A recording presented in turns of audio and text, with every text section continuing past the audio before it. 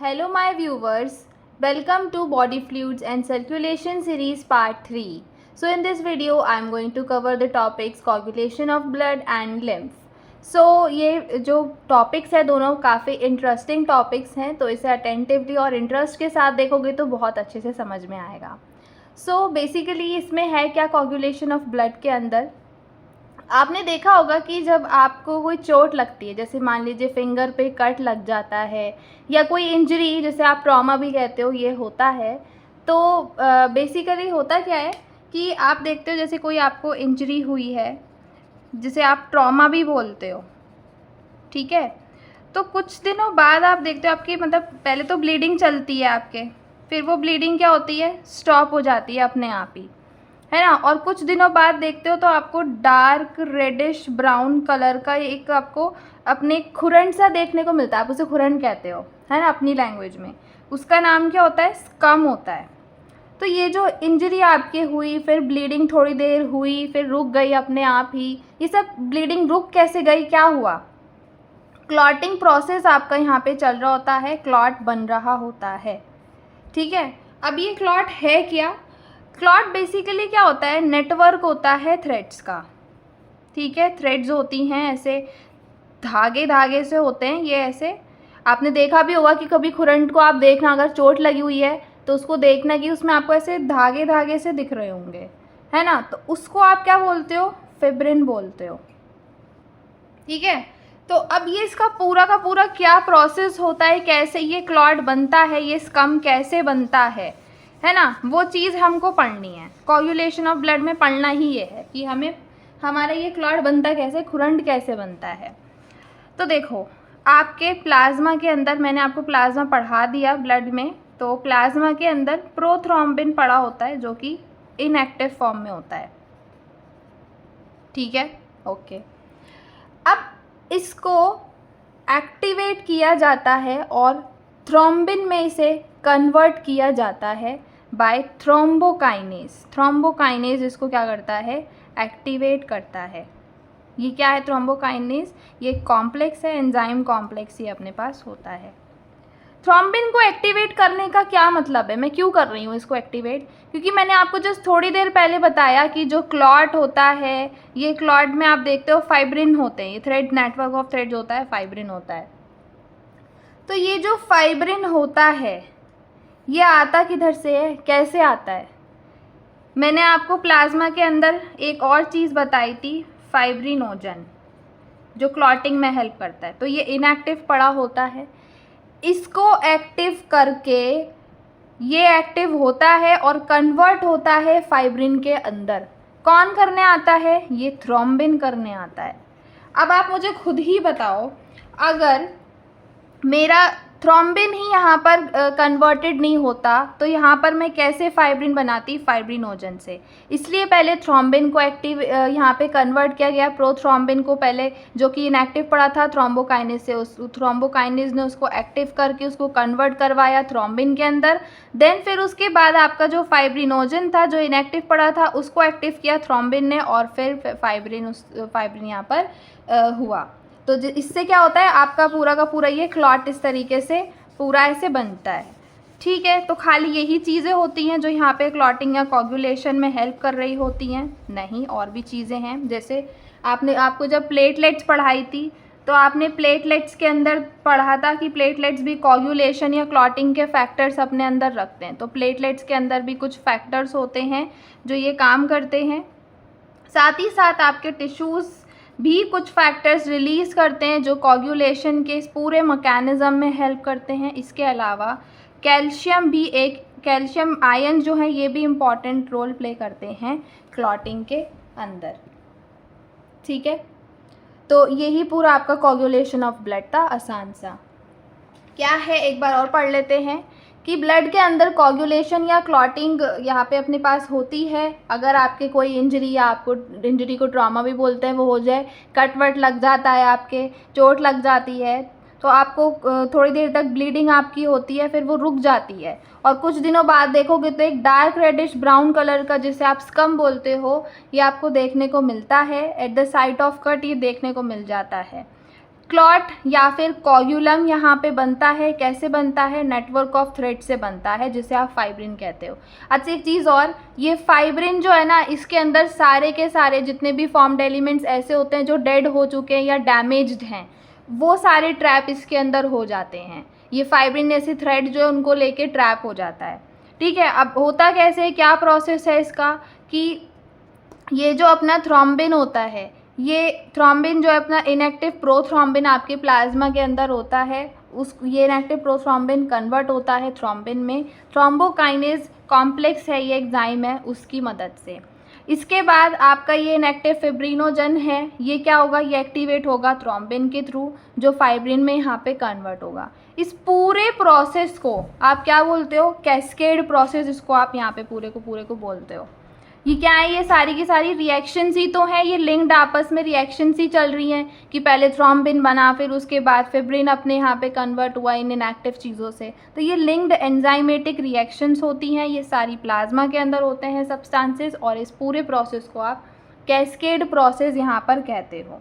इसके अलावा प्लेटलेट्स भी कुछ फैक्टर्स रिलीज़ करते हैं इन इंजरी या फिर ट्रॉमा के उसमें कोगुलेशन करने के लिए।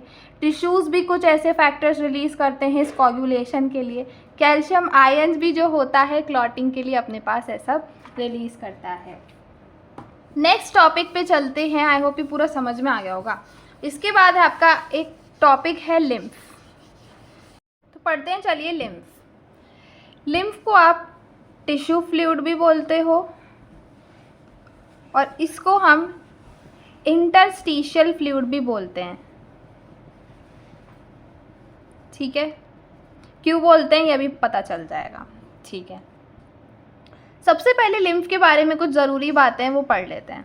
पहले तो ये कलरलेस है, कोई कलर नहीं होता इसका। दूसरी बात पढ़ते हैं कि इसके अंदर लिम्फोसाइट्स आपको देखने को मिलेंगे, इसके नाम से ही आपको पता चल रहा होगा। ठीक है, लिम्फोसाइट्स देखने को मिलेंगे। ये न्यूट्रिएंट्स को, प्रोटीन्स को, मिनरल्स को, ठीक है, मिनरल्स हो गए आपके, या गैसेस का एक्सचेंज हो गया, किसके बीच में होता है? ब्लड और सेल के बीच में ये लिम्फ करवा रहा होता है। मेरे हिसाब से मैं इसको मिडल मैन भी बोलती हूँ। क्यों बोलती हूँ ये चीज़ आपको समझ में आ जाएगी, अभी मिडल मैन भी बोलती हूँ। ठीक है, जैसे कि फैट्स हैं, तो फैट्स भी यहाँ पे एब्जॉर्ब होते हैं इस लिम्फ के थ्रू ही। ठीक है, ये फैट को क्या करता है, ये फैट को यहाँ पर अपने ये जो फैट है इसको लैक्टियल में कन्वर्ट करता है, और फिर उसके बाद में इसको पहुंचाता है जहाँ इसकी ज़रूरत होती है। ठीक है, तो देखो लिम्फ क्यों है, जब हमारे पास ब्लड है तो लिम्फ किस लिए है? देखो, मान लो ये आपका पूरा का पूरा टिश्यू है, टिश्यू के अंदर सेल्स होते हैं, हमारी बॉडी के अंदर तो मिलियन ऑफ सेल्स हैं। ठीक है, अब हर जगह तक तो मेरी ब्लड वेसल्स तो नहीं जा सकती ना। जैसे मान लीजिए सबसे अपने पास आर्टरी है, उससे नैरोइंग उसमें चले तो हम उसमें आर्ट्रियोल्स उसको बोलते हैं, उससे भी नैरो में चले तो कैपिलरी। इसके बाद और इससे ज़्यादा नहीं जा पाता।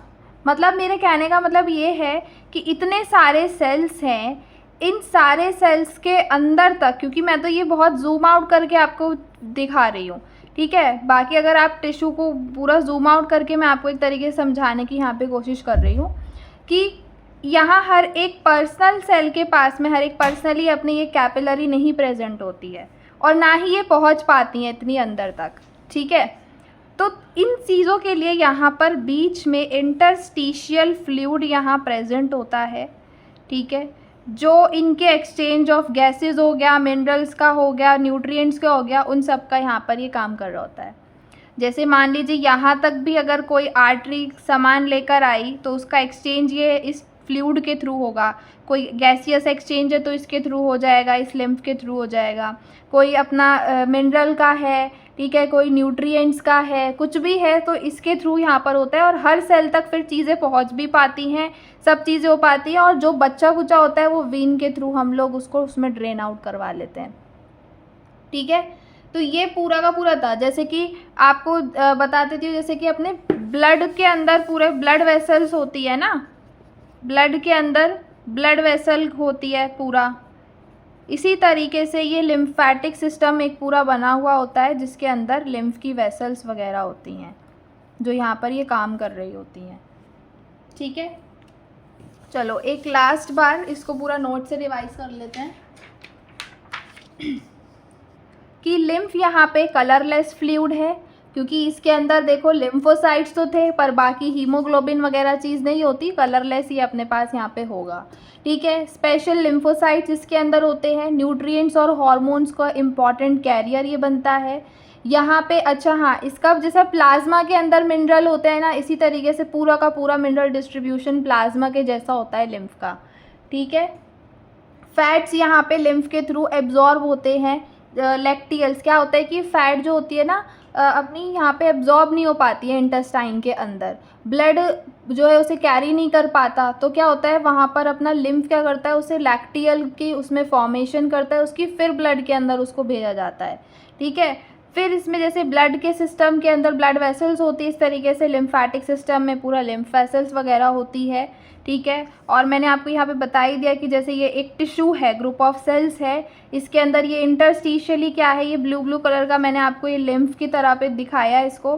ठीक है, जैसे कि कोई भी मिनरल का, गैसेस का, प्रोटीन्स का, न्यूट्रिएंट्स का एक्सचेंज यहाँ से, ये जैसे यहाँ पे वो एक्सचेंज हुआ, कुछ जो भी बचा लेफ्ट आउट हुआ वो वीन के थ्रू यहाँ से ड्रेन आउट कर लिया गया। अब मिडिल मैन मैंने इसे किस लिए बोला था, क्योंकि देखो ब्लड और सेल के बीच में, ये ब्लड और सेल के बीच में क्या है, लिम्फ का ही काम है, इसलिए मैंने इसे मिडिल मैन यहाँ पर कहा था। ठीक है, अब आई होप आपको ये चीज़ समझ गई हो। अब इसको एनसीईआरटी से कर लेते हैं। एनसीईआरटी में सबसे पहले हम आते हैं कोगुलेशन ऑफ ब्लड के अंदर। कोगुलेशन ऑफ ब्लड में क्या दे रखा है, you know that when you cut your finger और hurt yourself, your wound does not continue to bleed for a long time. आप जैसे ही आपके चोट वगैरह लगती है तो इतनी देर तक ब्लीडिंग नहीं होती है, blood stops flowing after some time. क्यों? क्योंकि ब्लड के अंदर कोगुलेशन या क्लॉटिंग हो रही होती है एक इंजरी या ट्रॉमा की वजह से। ठीक है, ये क्या है, ये एक मैकेनिज़्म है जिससे ब्लड का लॉस बहुत सारा रुक जाता है। आपने ऑब्जर्व किया होगा कुछ दिनों बाद आपके डार्क रेडिश ब्राउन कलर का स्कम यहाँ पर कट, साइट ऑफ कट या इंजरी पे वहाँ पे बन जाता है। ये वही क्लॉट या कोगुलम है जो खूब सारी नेटवर्क ऑफ थ्रेड्स, मतलब नेटवर्क ऑफ थ्रेड्स से यहाँ पे बना होता है, जिसको आप फाइब्रिन बोलते हो। इस फिब्रिन के अंदर जो होता है ये डेड या डैमेज फॉर्म्ड एलिमेंट जो होते हैं ब्लड के ट्रैप हो जाते हैं। फिब्रिन्स बनते कैसे हैं, इनएक्टिव फिब्रिनोजेंस के कन्वर्जन से बनते हैं प्लाज्मा के अंदर बाय एंजाइम थ्रोम्बिन।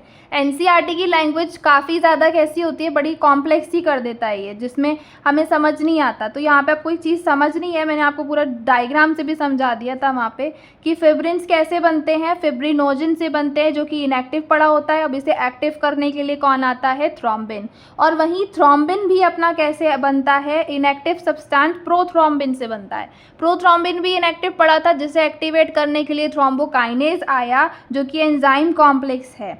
ठीक है, ये कॉम्प्लेक्स क्या है, यहाँ पे अब आपने देखा था कि पूरी कैसी थी, रिएक्शंस पूरी एक दूसरे से लिंक्ड चल रही थी। इस पूरे प्रोसेस को कैस्केड प्रोसेस कहते हैं, जिसमें काफ़ी फैक्टर्स होते हैं। ये सब प्लाज्मा के अंदर होते हैं इनएक्टिव स्टेट में। एक इंजरी या ट्रॉमा क्या करती है, प्लेटलेट्स यहाँ पे ब्लड के अंदर स्टिमुलेट करती है। जैसे कि अगर आपके कोई चोट वोट लग जाएगी तो प्लेटलेट्स भी यहाँ पर क्या करेगी, कुछ फैक्टर्स रिलीज़ करेगी, जिससे क्या होता है, कोगुलेशन का मैकेनिज्म एक्टिवेट होता है। और वहीं टिश्यूज़ भी क्या करते हैं, कुछ फैक्टर्स यहाँ पे रिलीज़ करते हैं जो कोगुलेशन इनिशिएट करवाते हैं। कैल्शियम आयन जो है बहुत इंपॉर्टेंट रोल प्ले करते हैं अपनी क्लॉटिंग में। अब इसके बाद आपका लिम्फ है, तो लिम्फ के अंदर ऐसे दे रखा है कि जैसे ही ब्लड आपकी कैपिलरीज से टिश्यूज़ के अंदर पास होता है तो कुछ वाटर अलॉन्ग विथ कुछ स्मॉल वाटर सॉल्युबल सब्सटेंसेस जो है स्पेसेस जो सेल्स और टिश्यूज़ के सेल्स के बीच में होता है ना, वो वहाँ पे चला जाता है। बाकी जो लार्ज प्रोटीन्स होते हैं, अब जो लार्ज प्रोटीन्स वगैरह होते हैं और फॉर्म्ड एलिमेंट्स हैं ब्लड वेसल्स के अंदर ही रह जाते हैं। जैसे मिनरल डिस्ट्रीब्यूशन मैंने आपको बताया था प्लाज्मा की तरह सेम है। जैसे लार्ज प्रोटीन्स तो आपको लिम्फ के अंदर देखने को नहीं मिलेंगे, बट हाँ उसी की तरह उसका डिस्ट्रीब्यूशन होता है। ये जो फ्लूइड आपको देखने को मिलता है ये इंटरस्टिशियल फ्लूइड या टिश्यू फ्लूइड होता है। इसका वही मिनरल डिस्ट्रीब्यूशन है जो कि प्लाज्मा के अंदर था। यहाँ पर nutrients of exchange of nutrients है, गैसेज है, ये सब होता है ब्लड और सेल्स के बीच में। हमेशा इस फ्लूइड के थ्रू ही ये चीज़ हो रही होती है, क्योंकि वो जो कैपिलरी थी वो अंदर तक तो जा नहीं पा रही है उस सेल तक, बट वहाँ पे लिम्फ उसकी हेल्प कर रहा है कि वो ये सारा एक्सचेंज करवा रहा है। बीच में मिडल बैन बना हुआ है, ठीक है। ये N elaborate network of vessels called the lymphatic system क्या करता है, इस फ्लूइड को कलेक्ट करता है और इसे वापस से मेजर वेन्स के अंदर भेजता है। जो फ्लूइड लिम्फेटिक सिस्टम में प्रेजेंट होता है उसे आप लिम्फ कहते हो। लिम्फ क्या है, कलरलेस फ्लूइड है, मैंने आपको बताया क्यों, क्योंकि उसके अंदर कोई हीमोग्लोबिन वगैरह नहीं होता जो उसे कलर दे पाए। स्पेशलाइज्ड लिम्फोसाइट्स इसके अंदर होते हैं जो रिस्पॉन्सिबल होते हैं इम्यून रिस्पॉन्सेस के लिए, ये मैं आपको पूरा समझा चुकी हूँ पहले वाले वीडियोज़ में। लिम्फ क्या है, एक इम्पॉर्टेंट कैरियर भी बनता है न्यूट्रिएंट्स और हॉर्मोन्स का। इसी तरीके से फैट्स भी एब्जॉर्ब लिम्फ के थ्रू ही होता है लैक्टियल्स की फॉर्म में। ये किस में प्रेजेंट होता है, इंटेस्टाइनल वेलाई के अंदर यहाँ पे ये प्रेजेंट होता है। तो आई होप ये तुम्हें पूरा टॉपिक समझ में आ गया हो। So thank you.